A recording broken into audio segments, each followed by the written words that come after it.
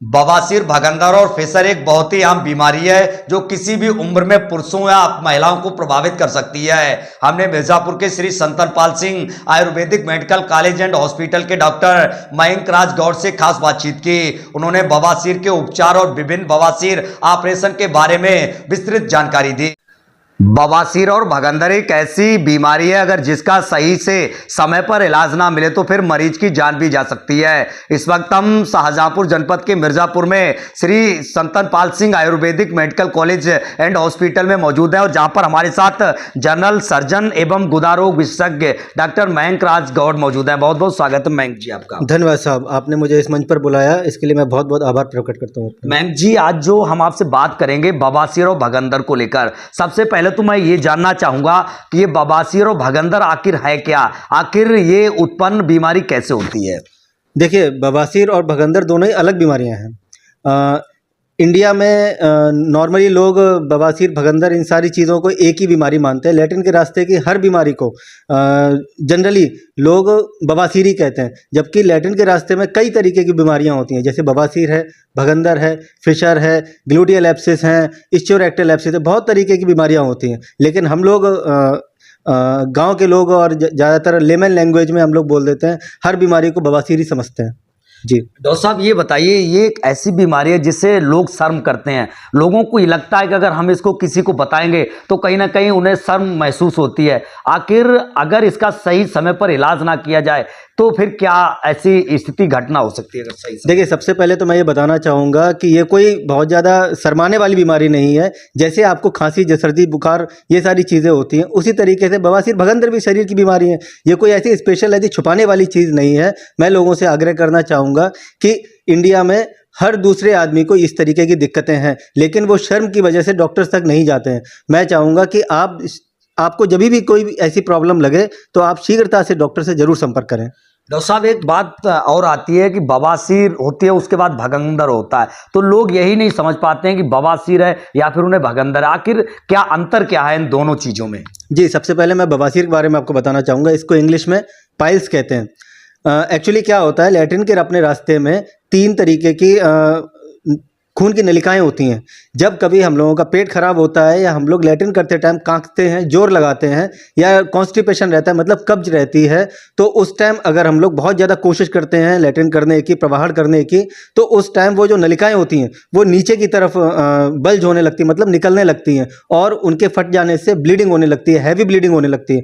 यहाँ तक कि लोगों का हीमोग्लोबिन 3 तक रह जाता है। इसको हम लोग बवासीर कहते हैं। अच्छा, दूसरी बीमारी है भगंदर। भगंदर एक्चुअली क्या होता है, ये एक तरीके का फोड़ा होता है, जो कि जिसका कि रास्ता एक तरफ लैट्रिन के रास्ते में खुलता है अंदर की तरफ, और दूसरी तरफ बाहर की तरफ खुल सकता है, तो इसको हम लोग भगंदर कहते हैं। इसमें मवाद का डिस्चार्ज होता है, मतलब पस डिस्चार्ज होता है। अच्छा, तीसरी बीमारी होती है फिशर।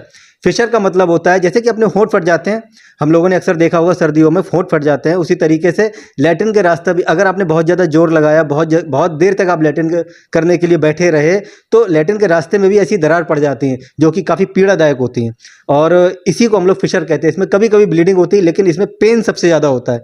अच्छा, बवासीर, भगंदर और फिशर में सबसे ज़्यादा पेन फिशर में ही होता है, और सबसे छोटी बीमारी फिशर ही है।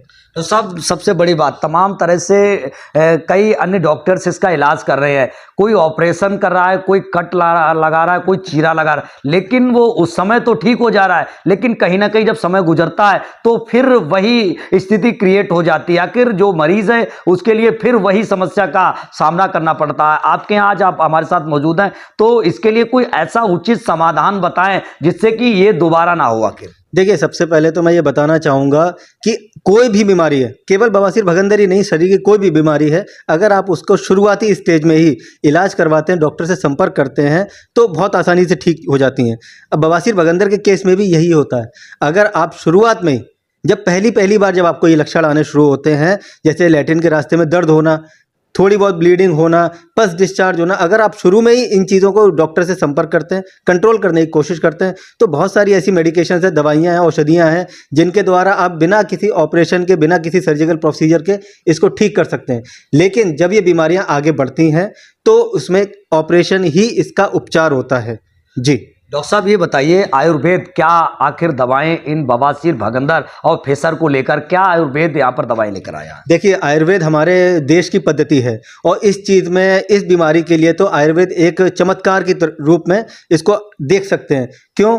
क्योंकि देखिए, अक्सर आपने देखा होगा कि बवासीर, भगंदर के लोग ऑपरेशन करवा के आते हैं मॉडर्न तरीके से, अंग्रेजी तरीकों से। वो लैट्रिन के रास्ते को पूरा काट छाट कर देते हैं, लेकिन ये बीमारियां दोबारा हो जाती हैं अगर आपने प्रॉपर तरीके से अपना लैट्रिन का रास्ता सही नहीं किया, या आपने अपने पेट को दुरुस्त नहीं रखा, आपने अपनी दिनचर्या सही नहीं रखी, तो ये बीमारियां वापस लौट के आती हैं। अगर आपने मॉडर्न तरीके से या अंग्रेजी तरीके से इसका ऑपरेशन करवाया है, अंग्रेजी दवाइयाँ ली हैं। लेकिन यहीं आयुर्वेद इसके उलट, अगर आपने आयुर्वेदिक तरीकों से इसकी औषधियाँ ली हैं या आयुर्वेदिक तरीके से क्षार सूत्र सर्जरी में मैं जोर देना चाहूँगा कि क्षार सूत्र सर्जरी अगर आपने इसकी करवाई है तो 99% चांसेस हैं ये बीमारियां दोबारा नहीं होती, क्योंकि आयुर्वेद सिर्फ और सिर्फ बीमारी का इलाज नहीं करता है, आयुर्वेद आपके शरीर को भी दोबारा बीमारी ना हो ऐसा बना देता है। तो साहब, ये एक बड़ा क्वेश्चन है, छात्रसूर सर्जरी आखिर ये क्या है? ये जो दर्शक देख रहे हैं ये जानना चाहेंगे, छात्रसूर सर्जरी आखिर ये क्या है, क्योंकि लोग जानते ही नहीं है आखिर ये सर्जरी है। देखिए, सबसे पहले तो मैं बताना चाहूँगा, क्षार सूत्र 2 शब्दों से मिलकर बना हुआ है,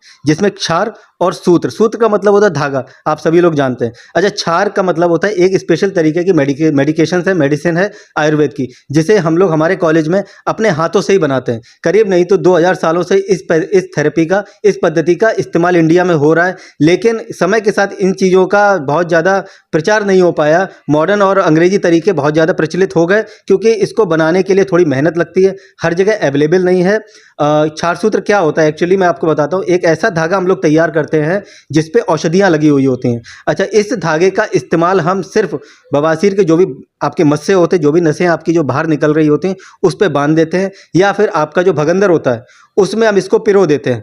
तो उससे क्या होता है, ये क्षार सूत्र उस गंदगी को, उस मस्से को धीरे धीरे धीरे काट के अलग कर देता है, जिसमें सबसे मैं ज़्यादा इस चीज़ पे पॉइंट पे जोर देना चाहूँगा कि इसमें ये ब्लीडिंग लेस है, मतलब इसमें कोई भी ब्लीडिंग नहीं होती है, कोई भी बहुत ज़्यादा पेन नहीं होता है। मॉडर्न तरीकों में ऐसा होता है कि आपके जब चीरा लगाते हैं तो बहुत बड़े बड़े घाव कर देते हैं।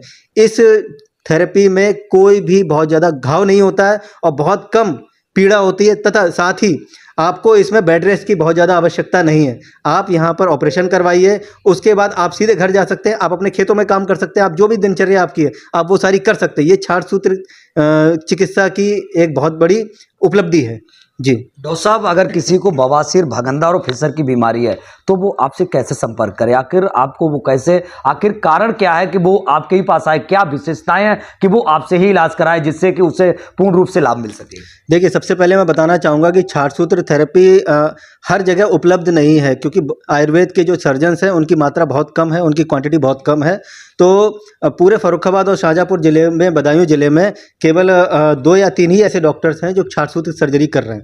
अच्छा, इसके अलावा क्षार सूत्र करने के साथ साथ हम लोग मेनली आपकी इंटेस्टाइन के मूवमेंट्स को, यानी कि आंतों के जो आपके आंतों के चलने का तरीका होता है, हम उस पर ज़्यादा जोर देते हैं। क्यों? आयुर्वेदिक औषधियाँ आपके पेट की अग्नि को बढ़ाती हैं। अग्नि का मतलब खाना जो भी आपने खाया वो सब डाइजेस्ट हो जाए, वो अपक्व अवस्था में बाहर ना निकले। अगर अपक्व अवस्था में बाहर निकलेगा तो वो फिर से वही कंडीशन होगी, आप जोर लगाएंगे उसको निकालने के लिए। अगर आप आयुर्वेदिक औषधियाँ ले रहे हैं, क्षार सूत्र से आपने सर्जरी करवाई है, तो आपका पेट भी बहुत दुरुस्त रहेगा, आपको लैट्रिन करने में बिल्कुल भी समस्या नहीं आएगी और ये बीमारियां आपको कभी दोबारा नहीं होंगी। कैसे मरीज आपसे कैसे संपर्क करे, कैसे उसका इलाज? मेरा नाम डॉक्टर मयंक राज गौड़ है, मैं यहाँ MS जनरल सर्जन हूँ। श्री संतन पाल सिंह आयुर्वेदिक मेडिकल कॉलेज, जो कि आपके शाहजहाँपुर मिर्ज़ापुर में है, ये तहसील के पास में, कलान तहसील जो भी है उसके बगल में ही ये मेडिकल कॉलेज है। आप यहाँ पर किसी भी टाइम यहाँ पर आ सकते हैं और अपना इलाज करवा सकते हैं। बहुत बहुत धन्यवाद डॉक्टर साहब हमारे साथ आने के लिए। इस वक्त हमारे साथ श्री संतन पाल सिंह आयुर्वेदिक मेडिकल कॉलेज के डॉक्टर मयंक राज गौड़ मौजूद थे, जिन्होंने बवासीर, भगंदर और फिसल को लेकर तमाम जानकारियां दी, उनका इलाज के तमाम उपाय बताए और उन्होंने अपना संपर्क सूत्र सहित तमाम अपना यहाँ पर जो एड्रेस है वो दिया। तो यदि इन बीमारियों से कोई भी ग्रसित है तो कृपया आप Shri Santan Pal Singh Ayurvedic medical college and hospital में पहुंचे। शाहजहाँपुर से दिनेश पाल सिंह, सासी इंडिया 18 न्यूज।